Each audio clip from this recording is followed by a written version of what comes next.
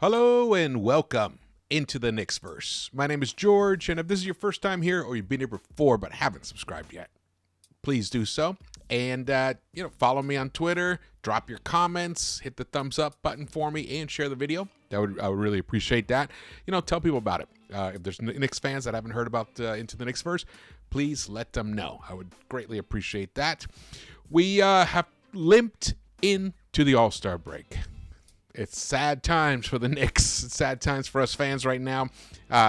Lost 4 in a row. And as it says below, literally but figuratively, also limped into the All-Star break. 6 rotation players are out.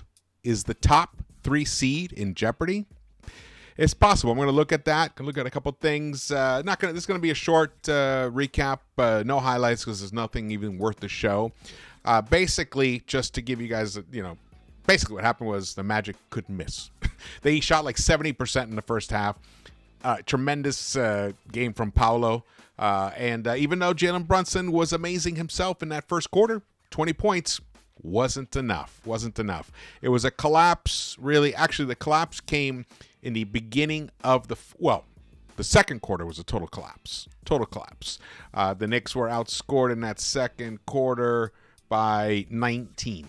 Knicks couldn't even get 20 points in that second quarter. They were outscored 38-19. And then came the second half. If you hear a cat, there's a cat running around, and she's in heat. I don't know why she hasn't been neutered or spayed, whatever it is. Have to talk about that later. But gonna keep moving ahead. All right, here we go. 118-100, and really the fourth quarter, surprisingly, shockingly, Thibs threw in the towel early in that fourth quarter where, about the 8:20 minute mark. With 8 minutes and 21 seconds left, Alec Burks came in to sub in for Jalen Brunson because that was it. The game was out of hand by that point. The Knicks went into the fourth quarter down 12, and then they allowed a 10-2 run, and that was it. Now, again, incredibly depleted. The starting lineup was Jericho Sims, Josh Hart, Precious Achiuwa, and Alec Burks and Jalen Brunson. If Alec Burks has a good game, a great game, maybe we win this game. But he did not. He actually had a very poor game, and we're going to get into that. But let's look at this here. So this are the Knicks injuries. I got this from the MS3 broadcast. Right now, when I look at this, it actually, I'm concerned. I'm concerned about the third seed being in jeopardy. Can the Knicks, if we got half of these players back, can we still make it, get the 6th seed or above? I do believe we can. However, the 6th seed means Boston Celtics are right there in that second round, and we want to avoid them. And the other thing is, if we don't get at least 4 or 5 of these players back for the playoff run, having a deep playoff run is really going to be difficult. Really, I'm just being really objective and frank with you guys here. This is I try to do all the recaps here for you guys, for the fans, for us. It's for me as well. I like to kind of get these thoughts out. And when you look at this, it really, Mitch Robinson, we don't know. We hope he can come back from his ankle surgery. The status with him is that after the All-Star break, he'll begin doing some on-court activities. What that amounts to, maybe how much time he needs to get back into game shape. Will he even be in game shape at all? Unknown, because we don't get that information. So let's say it takes him 2 weeks, or at least a week and a half to get back into game shape. And then when you look at Dante DiVincenzo and the hamstring, hammies are tricky. If you don't let it rest enough, I don't know the severity of the hamstring injury. If you don't nurse it, if you don't take care of it, get it treated, then it could keep nagging him for the rest of the season. He was having an outstanding season. He was beginning to blossom into what people might consider eventually an all-star type 2-guard. That's the level that he was beginning to play at. Then you have Isaiah Hartenstein. The Achilles, the tendinopathy. Now that is from overuse, and eventually he gets surgery or he takes a lot of time off and gets it treated, and then maybe he's good. We'll see. It's just nagging him. So he's in and out. So a lot of uncertainty. And then Bojan Bogdanovic, he missed his first, I think this was his first game he missed as a Knick, with a calf injury that he had actually before he even came to the Knicks. He had this calf injury. He got it treated and he was able to play a couple of games for the Knicks, but then it came back. It was barking again. Now he's injury prone. We've known this. He's also 35, 36, so he's up there. These are the issues. These are the issues when you start trading away your youth to bring in, older guys. This is what can happen. Or bring in players that are more injury prone than the ones you sent out. Like OG Anunoby. Elbow. He got that surgery. They said it would take about 3 weeks. So that's a lot of time missed. And again, I'm glad actually he got the elbow surgery. I was pushing for that. I didn't want him to be kind of like an Isaiah situation where he's, he plays 5-6 games, gets it treated, then he, re-injures it or irritates it, and then he's got to sit out for 4 or 5 games, 6 games. That would have been terrible because we want that continuity. So I'm glad he got the elbow surgery. I'm hopeful that he of this group can really come back and be his normal self. And Julius Randle. Also, he didn't opt for the surgery. Actually, that also was reported on February 2nd or something, that his shoulder, they're going to just rest it, get treatment, and then they're going to reevaluate it in 2 to 3 weeks. That puts it at around February 24th or something like that. So we'll see. Again, they'll do another MRI. He could miss even further time because we need him to be, as close to 100% healthy as possible. So a lot of question marks here. So at this point, let's put on rose-colored glasses or orange-colored glasses here. And we look at this and we say, okay, you know what? I think everything's going to go well here. So at what point are we going to be fully healthy? I'm thinking at the point hopefully by the March 3rd game. Hopefully. But that's being really hopeful. So I'm saying, okay, maybe by the next game versus the Magic, March 8th. By the way, I don't know why ESPN does it like this, where they go from latest down to the most recent game. They should switch it, but whatever. The next game after the All-Star break on February 22nd is, again, at Philadelphia. And then we play the Celtics at MSG, and then the Pistons come in, then the Pelicans come in, and then the Golden State Warriors come in, who suddenly are starting to click now that they got Draymond Green back there. And then we play the Cavs, who have been the hottest team, who took over the Knicks' claim for being the hottest team. And then we have the Atlanta Hawks, who, we're able to match up well with them. But again, if we're depleted, we'll see. And then we play the Magic again. Now, can the Knicks survive these next 8 games? Now, it looks like the news that was reported about the bottom 3 Knicks right here, DiVincenzo, Hartenstein, and Bogdanovic, is that they will all be ready to go after the All-Star break. Now, again, that's a projection. Let's say 2 of 3 of those are ready to go. Great. But it could be just 1 is ready to go. It could be Dante's hammy, still bothering him. The Achilles, Hartenstein is feeling. I could see him trying to come back, when he's not really ready, and then something unfortunate happens. So, but let's say we're putting on the orange-colored glasses here. Say all 3 come back. So all 3 come back, and we're against the Sixers, the Celtics, and the Pistons. Okay. Because there's no way that OG Anunoby is going to be ready to go before, I'm being super aggressive here, the 29th. Let's say he's ready to go for the 29th. And then Julius, I just don't see him being ready to go before the March 3rd game.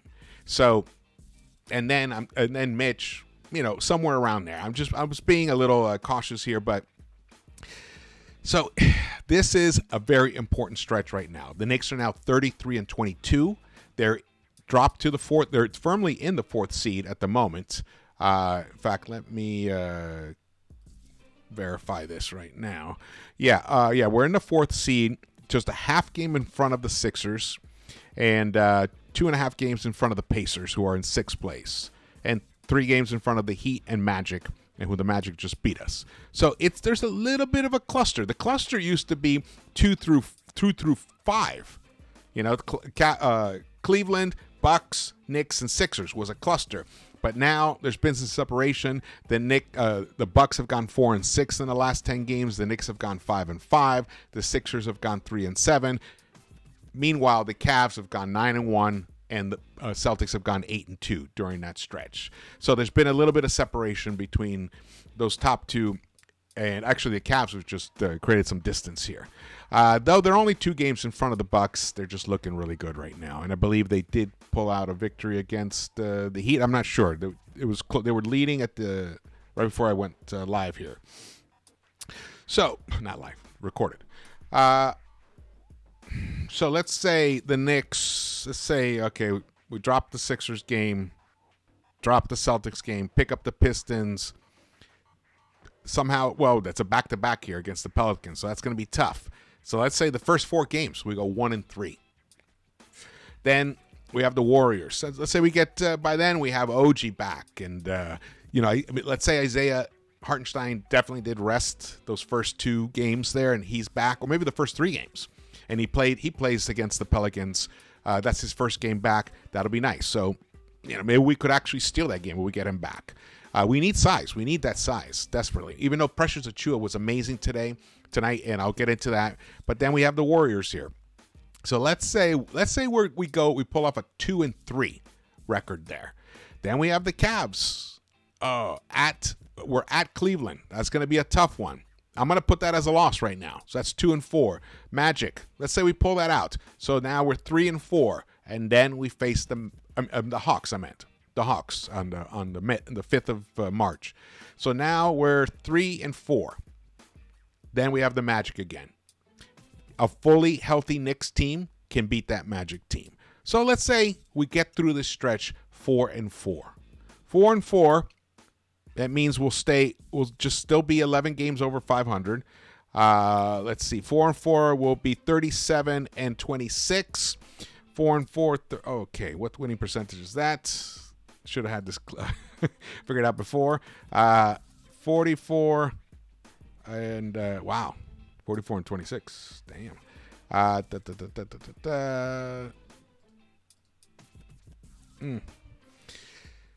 We are going to be probably in the one thing is that Embiid is still out, but they're planning on having him come back.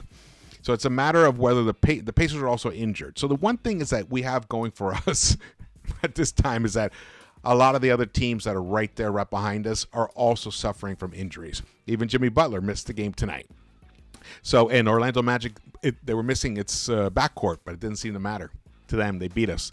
So there's a lot of injured teams. It's possible that we can stay in that 4th seed, but that's not where we want to be. We want to be in that 3rd seed. We want to overcome the Bucks.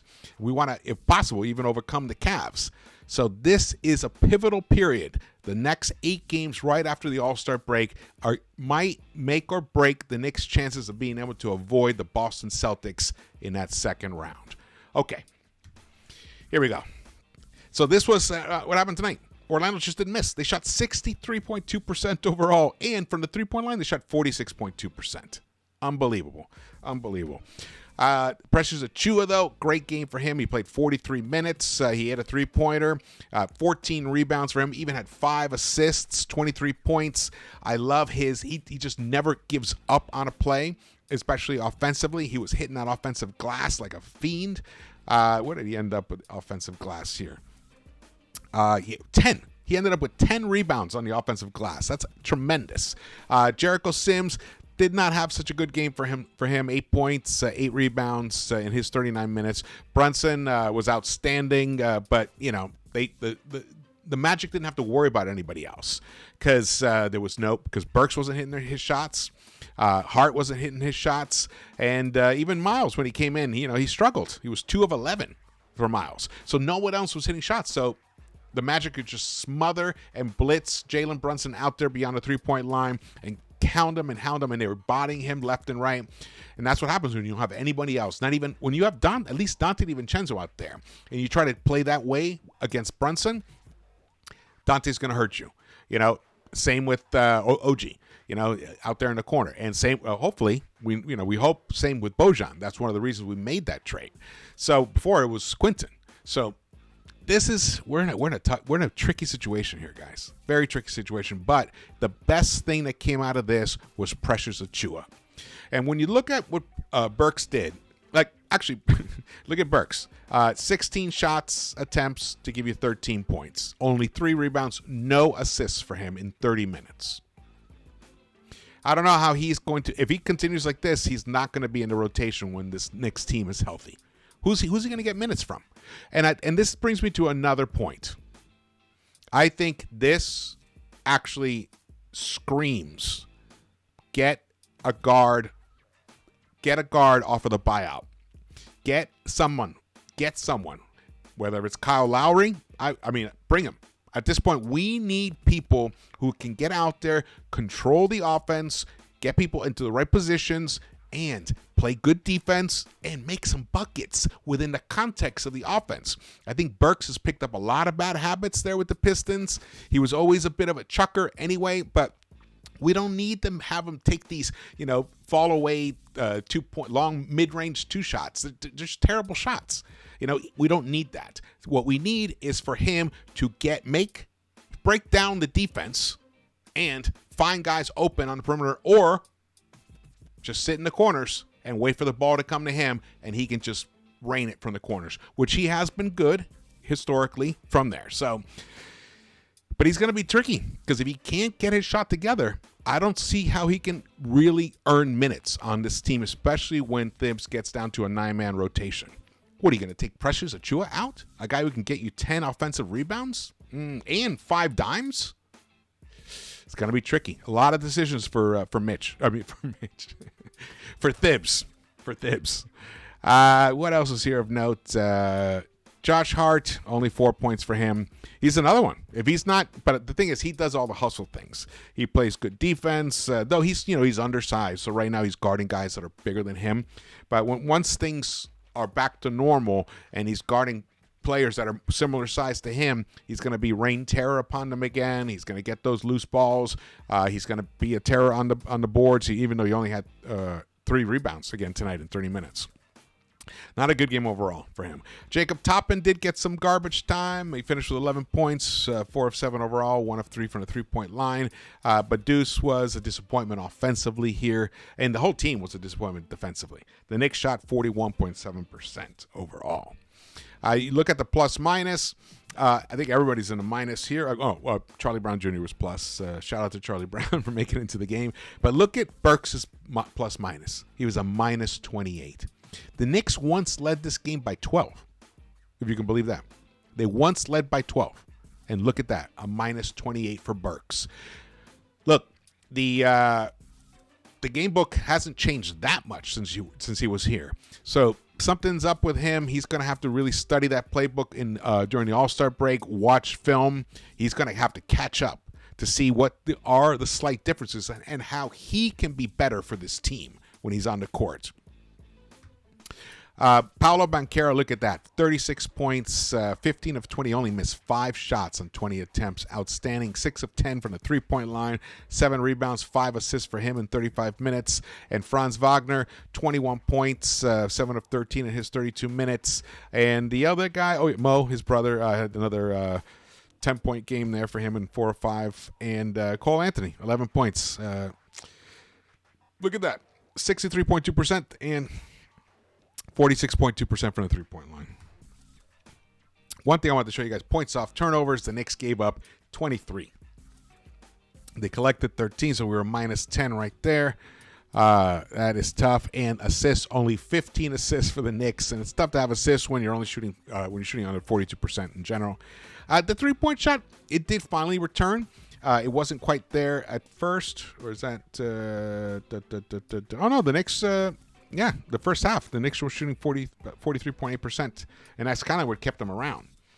Yeah, because we were down 10, and it looked like, okay, maybe they go into the halftime, they go into the locker room, and they figure out a few things.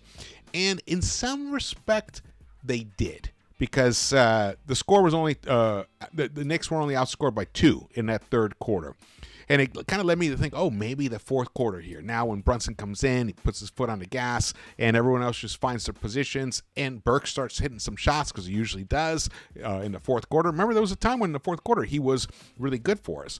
I thought maybe even Josh Hart can give us a couple of buckets, but it just didn't come to happen. And the Knicks ended up, look at the rebounding, 34-34 all. Usually we own that. And let's see, points in the paint, they were a plus 20 points in the paint.